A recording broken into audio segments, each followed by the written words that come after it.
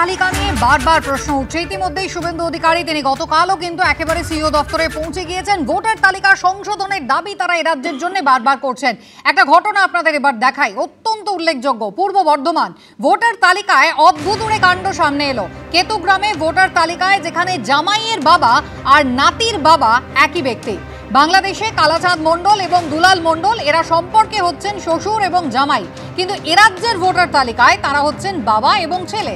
বাংলাদেশে কালাচাঁদ মণ্ডল দুর্জয় মণ্ডলের সম্পর্ক হচ্ছে দাদু নাতির, আর কেতুগ্রামের ভোটার তালিকায় তারা হচ্ছেন বাবা ছেলে। সম্পর্কের গড় মিলে আধার কার্ড রেশন কার্ডও কিন্তু তৈরি হয়েছে। আর এই ভোটার তালিকায় কিন্তু কোথাও 2024 সালের লোকসভা নির্বাচন যে ভোটার তালিকা ধরে হয়েছে তৃণমূল কংগ্রেসের সংসদীয় দল, তারা কিন্তু চান যে সেই ভোটার তালিকাটাকেই ধরে নিয়ে 2026-এর বিধানসভা নির্বাচন হোক এ রাজ্যে। দুলাল আপনার সম্পর্কে কে? জামাই। ভোটার তালিকায় কে? ছেলে। আর দুর্জয় কে সম্পর্কে আপনার? নাতি। ভোটার তালিকায় কে? ওখান দেখা যায় নাম কালাচাঁদ মণ্ডলের নাম দিছে, ওইটা আমি জানি না। তাহলে নাতির বাবা আপনি, আবার জামাইয়ের বাবাও আপনি, এটা কেন করলেন? ওইটা তো আমি জানিও না, জানিও না, আর আমি ওইটা দেখিও না। তাহলে কোনটা জানতেন? আমি জানি দুলালের দুই আর এই প্রকাশ মণ্ডলেরটা। দুলালের দুই ছেলে আমার। তো দুলাল তো আপনার ছেলে নয়। ছেলে। জামাই তো শ্বশুরের বাপ বললেই দিই পারে, এটা তো আর সমস্যা নেই। ও, আর নাতি বাবা বলতে পারে না? না। এই কাগজ কোথায় দিয়েছিলেন? কিভাবে করলেন কাগজগুলো? কাগজগুলা কষি বলকেতন। ভাস্কর বাবু, এই হচ্ছে ভোটার তালিকা, এটা নিয়ে 2026-এ রাজ্যে বিধানসভা নির্বাচন হবে, তৃণমূলের এটা দাবি। আপনি এটা আপনি জানবেন যে সারা বছর ধরেই কিন্তু ভোটার তালিকার সংশোধনীর কাজ চলে। তাহলে ভোটার তালিকার সংশোধনী এই প্রভিশনটা না রাখলেই পারেন।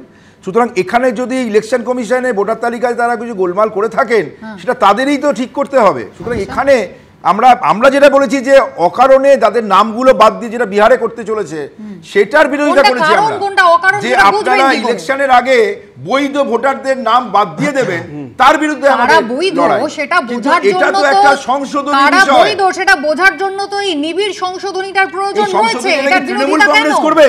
ভোটার তালিকার সংশোধন করার দায়িত্ব কি তৃণমূল কংগ্রেসের? আমার প্রশ্নটা আলাদা, কে করবে সেটা নয়। আমার প্রশ্নটা হচ্ছে বিহারে এটা করা হচ্ছে এবং এরপরে আসল উদ্দেশ্য হচ্ছে এটা পশ্চিমবঙ্গে করা হবে, তার কারণ যাতে নাম বাদ দিয়ে দেওয়া হয়। কিন্তু আপনি যেটা উদাহরণ হিসাবে আমি আপনাকে দেখালাম, একেবারে ফ্রেশ ঘটনা, আপনার কি মনে হয় যে এরপরও নিবিড় সংশোধনটার প্রয়োজন আছে কি নেই? সংশোধনের প্রয়োজন আছে, কিন্তু ডিলিশন, যেখানে বোনাফাইড একজন ভোটারের নাম বাদ দিয়ে দেওয়া হচ্ছে, সেই জায়গায় আমাদের কি করে বুঝছেন সেটা? আমি এই জায়গায় একবার রাজগোপাল বাবুর কাছে আসবো।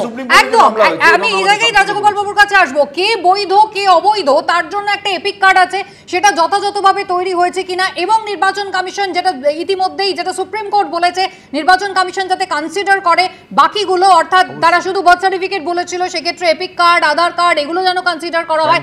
এগুলোর ভিত্তিতেই তো দেখতে হবে তাহলে কে বৈধ কে অবৈধ, এর একটা নিবিড় সংশোধনের প্রয়োজন আছে কি নেই? দেখুন, নিঃসন্দেহে আছে। আমাদের যে ফেডারেল স্ট্রাকচার, খেয়াল রাখতে হবে এই নির্বাচন কমিশনের তার স্টাফ হচ্ছে খুব গুটি কয়েক দিল্লিতে থাকে এবং অন্য রাজ্যে কিছু কিছু হয়তো আছে। এদেরকে নির্ভর করতে হয় রাজ্যের সরকারি কর্মচারীদের উপরে বা সরকারি এজেন্সির উপরে।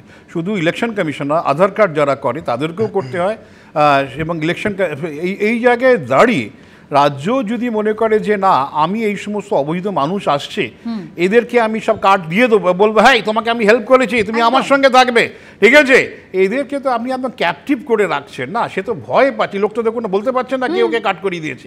এই যে এই লোকটা তো একা নয়, কালাচাঁদ তো একা নয়, হ্যাঁ, হাজারটা এরকম চাঁদ আছে পশ্চিমবঙ্গে যারা এইভাবে ঢুকে পড়েছে। শাসক দল এদের ব্যবহার করছে, তোমায় কার্ড দিচ্ছি, তোমার রেশন কার্ড দিচ্ছি, এই দিচ্ছি। আমি তন্ময়বাবুর কাছে এই জায়গায় যাবো। সত্যি তো নিবিড় সংশোধনীর প্রয়োজন রয়েছে, কিন্তু কারা করছেন? প্রশ্নটা হচ্ছে তাদের নিয়ে। মমতা বন্দ্যোপাধ্যায় বলছেন নির্বাচন কমিশনটা ছেয়ে গিয়েছে বিজেপির লোকে, এমনকি কমিশনার পর্যন্ত নিয়োগ করা হয়েছে কেন্দ্রীয় স্বরাষ্ট্রমন্ত্রী তার একজন ঘনিষ্ঠ তাকে, উদ্দেশ্য প্রণোদিত।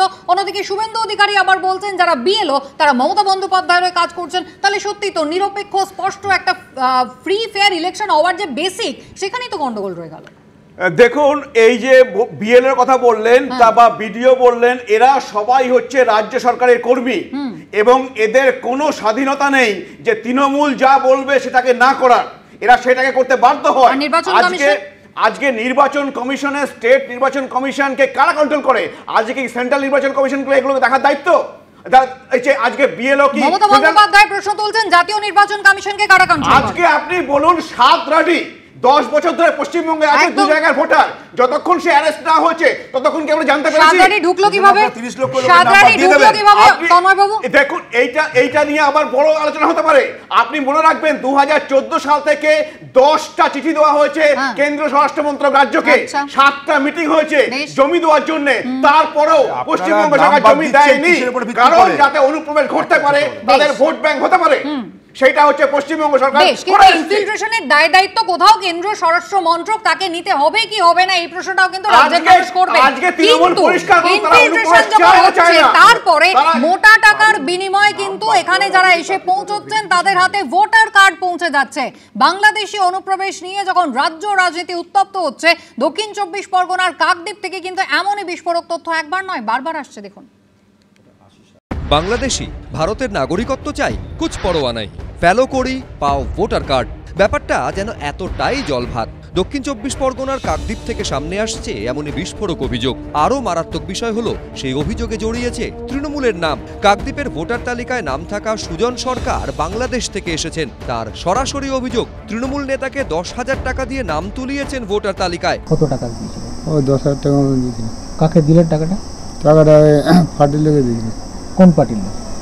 এই তো তৃণমূল লোকে দিয়েছিল। একই দাবি কাকদ্বীপে রামকৃষ্ণ গ্রাম পঞ্চায়েত এলাকার বাসিন্দা বাংলাদেশ থেকে আসা অর্জুন দাসেরও। আমারে বলছে তুমি টাকা দাও, আমি ভোটার করে দিই। আমি তুই আমার এই এলাকার লোক, যাই হোক করে দিলে আমি একটু বাসি, যাও কিছু রিলিফ টিলিফ পাবো ভোটার তালিকা থাকলে। কে বললো আপনাকে এটা? কাশী বিশ্বাস, তৃণমূলের নেতা। অভিযোগ অস্বীকার করতে গিয়ে তৃণমূল কর্মী কাশীনাথ বিশ্বাসের মুখে উঠে এসেছে সুন্দরবন সাংগঠনিক জেলা টিএমসিপি সভাপতি দেবাশিস দাসের নাম। আমার নাম বললে কি হবে? আমি তো নেই ওতে, আমি জানি না। আমার নাম করে কোনো লোক যদি কোথাও গিয়ে টাকা দেয়, তার জন্য কি দোষটা আমাকে দেয়নি, আমার হাতে টাকা দেয়নি। আমার নেতা এখানে হচ্ছে দেবাশিস দাস। অর্জুন দাস বলে তো আমি কাউকে চিনি না, আর কাশী বলে একজন আমাদের তৃণমূলের কর্মী আছে। এবার অর্জুন যে নাম, সে কি সঠিক তথ্য বলছে কিনা সেটাও যাচাই করতে হবে। 12 বছর আগে রাজনীতির কোন জায়গায় ছিলাম আমি, সেটাই তো আমি নিজেই বুঝতে পারছি না। এর আগে বাংলাদেশে কোটা বিরোধী আন্দোলনের অন্যতম মুখ নিউটন দাসেরও নাম পাওয়া গেছিল ভারতের ভোটার তালিকায়। তার সঙ্গেও ছবিতে দেখা গেছিল এই দেবাশিস দাসকে। একটা রিজিওনাল পার্টি, আঞ্চলিক দল, যারা বেশ কিছুদিন আগে রাষ্ট্রীয় দলের মর্যাদা হারিয়েছে, তারা এমন কর্মী তৈরি করতে সমর্থ হয়েছে যে যারা ইন্টারন্যাশনাল কর্মী, আন্তর্জাতিক কর্মী, যারা পশ্চিমবঙ্গ তৃণমূল কংগ্রেস করে, আবার বাংলাদেশে গিয়ে শেখ হাসিনার বিরুদ্ধে আন্দোলন করে। বাংলাদেশি অনুপ্রবেশকারী ইস্যুতে বিতর্কের আবহে উদ্বেগ বাড়াচ্ছে কাকদ্বীপের ছবি। হিন্দোল দে, গৌতম মণ্ডল, এবিপি আনন্দ। আমি সৈকতের কাছে এই জায়গায় যাই। একেবারে মন্টুরাম পাখিরা, কাকদ্বীপের তৃণমূল বিধায়ক, তিনি কিন্তু একেবারে ক্যামেরার সামনে স্পষ্ট দাবি করেছেন যে টাকার বিনিময়ে কিন্তু ভোটার কার্ড এখানে পাওয়া যায়। তাও আমরা দেখিয়েছি। এর পাশাপাশি দক্ষিণ 24 পরগনার এই কাকদ্বীপের সহকারী সিস্টেম ম্যানেজার অরুণ গড়াই, তাকে কিন্তু মুখ্য নির্বাচনী আধিকারিকের দপ্তর সাসপেন্ড করেছে। আর যে সাসপেনশনের পর একেবারে শুভেন্দু অধিকারী তিনি সিইও দপ্তরে গিয়ে সিবিআই তদন্তের দাবি জানিয়েছিলেন। তারপরও কি বলা যায় যে বিএলওরা তারা খুব নিরপেক্ষভাবে কাজ করবেন? দেখুন, এই রাজ্য নির্বাচন কমিশন তৃণমূলের দলদাস, কেন্দ্রীয় নির্বাচন কমিশনকে বিজেপি ব্যবহার করছে তার মতন করে। এ বিষয়ে আমাদের কোনো দ্বিধাদ্বন্দ্ব নেই। তাই আমরা গোটা দেশ জুড়ে এই নির্বাচন কমিশনের মাধ্যমে নির্বাচনকে প্রভাবিত করবার বিজেপির অপচেষ্টার বিরুদ্ধে ইন্ডিয়া ব্লকের সমস্ত রাজনৈতিক দল প্রতিবাদে একজোট হয়েছিলাম। সেই মিটিংয়ে তৃণমূল অ্যাবসেন্ট ছিল। 1, 2 হচ্ছে আগের আলোচনায় আমরা বলেছিলাম বাংলা ভাষাভাষীদের ওপর অত্যাচার, আর এই আলোচনায় আলোচনা করছি ভুয়ো ভোটার। দেখুন, আমরা বামপন্থীরা মনে করি ভারতীয় নাগরিক নন, যারা বেআইনিভাবে এই দেশে নাগরিক হয়েছেন কিংবা ভুয়ো ভোটার তালিকায় ভুয়ো ভোটার হিসেবে নাম তুলে তৃণমূল কিংবা বিজেপি কারোর না কারোর একটা শাসক দলের ভালো করবার বা ছাপ্পা মারবার ভোট বাড়ানোর চেষ্টা করছেন। এই দুটো ধরপাকড় চলুক, কিন্তু আমাদের বক্তব্য হচ্ছে নির্বাচনের আগে কেন পশ্চিমবাংলার ভোটার হরিয়ানার নাগরিক কেন হবে, আবার উল্টো দিকে পশ্চিমবাংলার ভোটার বাংলাদেশের নাগরিক কেন হবে? নির্বাচন কমিশন যদি এই কাজ করতে না পারে, সীমান্ত সুরক্ষায় যদি কেন্দ্রের স্বরাষ্ট্র দপ্তর দায়িত্ব পালন করতে না পারে, এই দায় কেন্দ্রের সরকারের। 1, 2 আলটিমেট তো পুরো বিষয়টা এনআরসি। আসলে ডিটেনশন ক্যাম্পের জন্য জমি দেওয়া মমতা বন্দ্যোপাধ্যায়, এই রাজ্যে এনআরসি বিরোধী আন্দোলনের মুখ আনিস খানকে খুন করা পুলিশ দিয়ে মমতা বন্দ্যোপাধ্যায়, এই রাজ্যে অমিত শাহের সঙ্গে লাঞ্চ করা মমতা বন্দ্যোপাধ্যায়, এই নির্বাচন এলে এই সমস্ত রোহিঙ্গা বাংলাদেশি অবৈধ ভোটার এইসব নিয়ে ইস্যু বানান। 5 বছর ধরে দুটো সরকার সম্পূর্ণ ব্যর্থ। কেন আজকে নির্বাচনের আগে বাংলা ভাষাভাষীদের ওপর এই আক্রমণ হবে? কেন এই ভুয়ো ভোটার ধরবার নাম করে এই রাজ্যে মানুষকে সন্ত্রস্ত করা হবে? বন্দ্যোপাধ্যায়ের সঙ্গে বিজেপির এই যোগাযোগের কথা ইত্যাদিগুলো বলে বামেরা শূন্য মহাশূন্যে কোথায় কি আছে আমার জানার দরকার নেই, বা কারণ মানুষও বদার নয়। কিন্তু যে কথাটা হচ্ছে যে আজকে বলুন যে 2021-এ নির্বাচনে বিজেপিকে পরাজিত করেছিল সারা ভারতবর্ষের মধ্যে কোন দল, তার নাম কি? তাতে কি আসে? আমি আসছি, বিজেপি বিরোধী লড়াইতে যে বামপন্থীরা বলে না, অনুপ্রবেশের ক্ষেত্রে বাবার নাম ভোটার তালিকায় নেই। একজন কাকদ্বীপের এই কলোনি করে তৈরি হয়েছিল 1984 সালে। তাতে কি হয়েছে? তাতে কি আছে মানে 1914 বছর ধরে ক্ষমতায় কারা রয়েছে? অনুপ্রবেশ হচ্ছে কিনা দেখার দায়িত্ব কার? একজন ব্যক্তি যার বাবার নাম ভোটার তালিকায় নেই, তার নিজের কোনো বার্থ সার্টিফিকেট নেই, 10,000 টাকার বদলে তিনি একটা এপিক কার্ড পেয়ে যাচ্ছেন। কি বলেছেন না বলেছে তার থেকে বড় কথা, ওই মানুষগুলোর কাকদ্বীপের ওই মানুষগুলোকে পুশব্যাক করে বাংলাদেশে পাঠানোর দায়িত্ব কি রাজ্য সরকারের? তাদেরকে ভাস্কর বাবু তর্ক করার আগে একটা ছোট্ট জিনিস আপনাকে মনে করিয়ে দিই। 1993 সালে তৎকালীন যিনি যুব তৃণমূল কংগ্রেসের নেত্রী ছিলেন মমতা বন্দ্যোপাধ্যায় 21শে জুলাই যে ঘটনা ঘটেছিল, একদম ইস্যুটা কি ছিল? No EPIC no voter. আর আজকে সেই এপিক কার্ড পাওয়া যাচ্ছে টাকার বিনিময়ে। রাজ্য সরকার কিচ্ছু জানে না। একাধিক তৃণমূল কংগ্রেসের পদাধিকারী যারা টাকার বিনিময়ে এই এপিক কার্ড বানিয়ে দিচ্ছে। আমরা চার্ট দেখিয়েছিলাম। বেশ, আমি একবার ডিটেনশন ক্যাম্প নিয়ে মমতা বন্দ্যোপাধ্যায় কি বললেন গতকাল একবার দেখিয়ে দিই। বাংলা ভাষায় কথা বললেই কি ডিটেনশন ক্যাম্পে নিয়ে যাওয়া হবে? মমতা বন্দ্যোপাধ্যায় গতকালের বক্তব্য দেখাই, আমি আসবো আলোচনায়।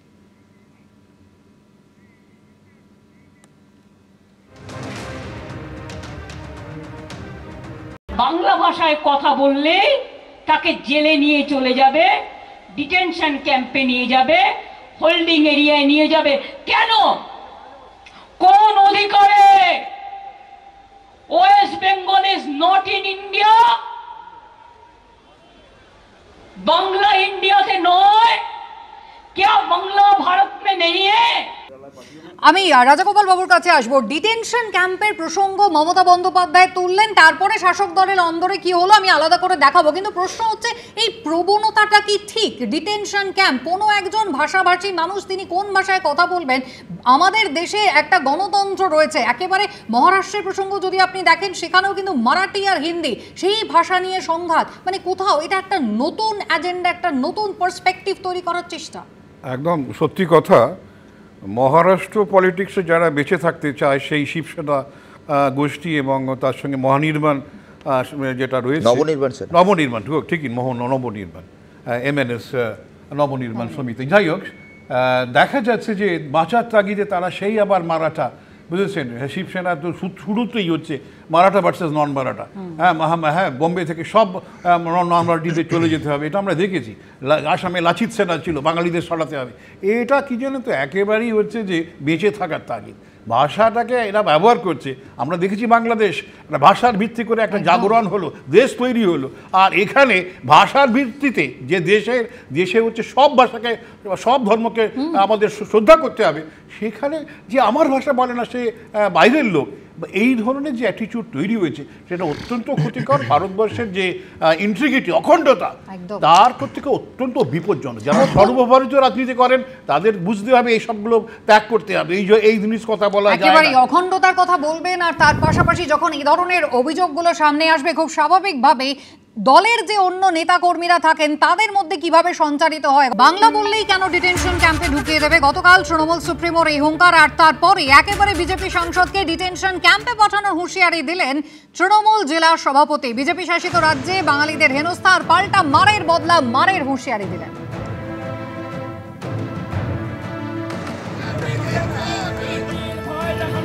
বাঙালিদের উপর যদি অত্যাচার বন্ধ না হয়, এখানে বিজেপির একজন MP আছেন, যিনি দিল্লির নেতাদের কাছে গিয়ে বসেন, প্রধানমন্ত্রী এবং স্বরাষ্ট্রমন্ত্রীর কাছে, আপনি কি করে গ্রামে ঢুকছেন আমরা দেখে নিব, আমরাও আপনাকে গ্রামে বয়কট করে ডিটেনশন ক্যাম্প তৈরি করে সেখানে ঢুকিয়ে দিব। এমপি মহাশয় আপনি জেনে রাখেন, মায়েকে বলছি, বাঙালি যদি এবার মার খেয়েছে গুজরাটে, বাঙালি যদি এবার মার খেয়েছে উড়িষ্যায়, বাঙালি এবার যদি মার খেয়েছে মধ্যপ্রদেশে, উত্তরপ্রদেশে, মারের বদলা মার হবে, খুনের বদলা খুন হবে। এই ঘোষণাটাও থাকছে আজকে মঞ্চের মধ্য দিয়ে। মালদা উত্তরের বিজেপি সাংসদ তিনি কি বলছেন দেখুন। তিনি একজন সাংসদকে তিনি আক্রমণ করছেন এবং বলছেন বেঁধে রাখবো, ডিটেনশন ক্যাম্পে পাঠিয়ে দিব, অর্থাৎ একটা ব্লকে বেঁধে রাখবেন, ঢুকতে দিবেন না গ্রামে। গ্রামটা কি ওর? গ্রামটা কি তো একটা তার হচ্ছে যে তৃণমূল কংগ্রেসের ওই ব্যক্তিটার, যে গ্রামের তিনি ঢুকতে দিবেন না? তিনি জানেন না তিনি যেভাবে একটা সাম্প্রদায়িকের কথাবার্তা বলছেন, উনি মুসলিম হিসেবে বলতে চাইছেন, আরে আমিও তো আদিবাসী সম্প্রদায়ের, তো আদিবাসীরা কি ছেড়ে দেবে? তার জবাব তো আদিবাসীরাও দেবে। আজকে তিনি হিন্দু মুসলিম করার চেষ্টা করছেন। 2026 যেখানে হচ্ছে মানুষ জবাব দিবেন, সারা বাংলা থেকে তৃণমূল কংগ্রেস এখান থেকে হচ্ছে তারা নিশ্চিহ্ন হয়ে যাবেন, তাই তারা আজকে এই পাগলের প্রলাপ বকছেন। তার জবাব 2026-এর মানুষ, সারা বাংলার মানুষ, মালদা জেলার মানুষ তারা জবাব দেবেন। একটা আসনেও তৃণমূল কংগ্রেস জিততে পারবে না। মহেশ্বরবাবু, খেলা হবে স্লোগান সামনে আসার পর কি হয়েছিল আমাদের সকলের মনে আছে। মমতা বন্দ্যোপাধ্যায় ডিটেনশন ক্যাম্প নিয়ে একটা আশঙ্কার কথা বলেছেন, আর তাতে এইভাবে প্রভাবিত হয়ে যাবে। এই যে এমপিকে দেখালেন, তিনি অপ্রাসঙ্গিক অসংলগ্ন কথাবার্তা বলছেন। বাঙালি হেনস্থা হচ্ছে কি হচ্ছে না, বাংলা ভাষীদেরকে হেনস্থা করা হচ্ছে কি হচ্ছে না, সেই প্রশ্ন কিন্তু উনি অ্যাড্রেস করলেন না। উনি কি মুসলমান, হিন্দু, আদিবাসী এইসব কথাগুলো বললেন। দেখুন, তৃণমূল কোনোদিনও পাল্টা মানে খেলা হবে বলতে পাল্টা কারুকে বলেনি, রবীন্দ্রসঙ্গীত বাজিয়েছিল। কিন্তু যেটা করা যাচ্ছে, রক্তারক্তি হয়নি তো, কোনো রক্তারক্তি হয়নি। আপনি যদি রক্তারক্তি হতো তাহলে মানুষের সমর্থন এত থাকে না। শুনুন, আমি আপনাকে বলছি যে এই যে বাঙালির হেনস্থার জন্য বাঙালি, না না দুর্নীতিও হয়নি বলুন। আচ্ছা, দুর্নীতিরা হয়েছে এটা অভিযোগ করলে তো হবে না। দুর্নীতি হয়েছে কি হয়নি এটা একটা কথা, তাহলে দুর্নীতি হয়েছে প্রমাণ করতে হবে। দুর্নীতি হয়েছে কি দুর্নীতি প্রমাণিত হয়েছে সেটা পরে কথা, কিন্তু বাঙালির যে হেনস্থা,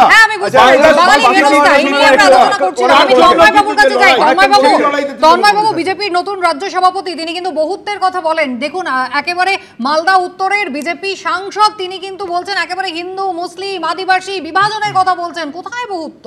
তিনি বহুত্বের কথা বলেন, বিজেপি বলে, কিন্তু ভারতীয়দের মধ্যে বহুত্বের কথা বলেন, বাংলাদেশিদের মধ্যে বহুত্বের কথা বলেন না তিনি।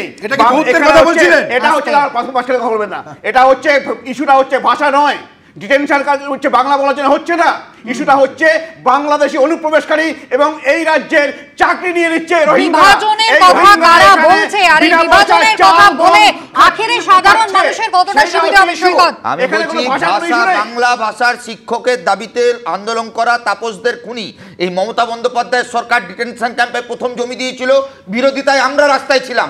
100 দিনের কাজের অধিকার মামলা করে লড়াই করে ছিনিয়ে এনেছে বামপন্থী কৃষক সভা। আগামী দিনে এবং অতীতে এবং বর্তমানে ভবিষ্যতে যেমন আমরা পরিযায়ী বাঙালি শ্রমিকদের উপর অত্যাচারের পাশে দাঁড়িয়েছিলাম, ওই শ্রমিকদের পাশে আমরা যেমন প্রথমে যাদবপুরে মিছিলে নেমেছি বাংলা ভাষায় ভাষীদের উপর অত্যাচারের প্রতিবাদে, আগামী দিনেও থাকবো। ধন্যবাদ আলোচনায় অংশগ্রহণ করার জন্য। আনন্দ সকাল শেষ করবো, তবে আজ দিনভর যেসব খবরে নজর রাখবো আপনাদের এক ঝলক দেখাই। কাল প্রধানমন্ত্রীর বঙ্গ সফর, দুর্গাপুরে চরম ব্যস্ততা, সভাস্থলে কড়া নিরাপত্তা। বাংলা ভাষীদের হেনস্থা ইস্যুতে পথে নেমেছে তৃণমূল, বাংলাদেশি অনুপ্রবেশ নিয়ে সরব হয়েছে বিজেপিও। 2025 সালে নতুন নিয়োগ বিধি মেনেই হবে এসএসসির পরীক্ষা, জানিয়ে দিল হাইকোর্টের ডিভিশন বেঞ্চ।